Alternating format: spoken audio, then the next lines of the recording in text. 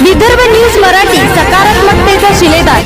महात्मा फुले जयंती निमित्त पालकमंत्री संजय राठोड यांची उपस्थिती, विकास कामांचा शुभारंभ, पुतळ्यास पुष्पहार अर्पण करून अभिवादन, नागरिकांशी संवाद, परिसर सुशोभीकरणाला गती। यवतमाळ महात्मा ज्योतिबा फुले यांच्या जयंतीनिमित्त आयोजित कार्यक्रमात पालकमंत्री संजय राठोड यांनी उपस्थित राहून त्यांच्या पुतळ्यास पुष्पहार अर्पण करून विनम्र अभिवादन केले।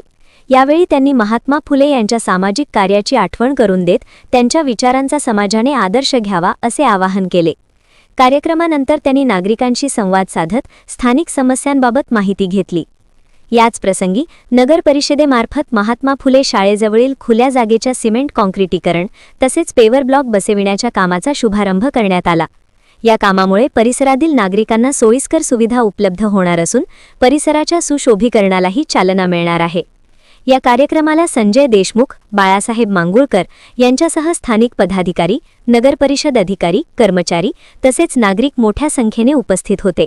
कार्यक्रम उत्साहपूर्ण वातावरणात पार पडला।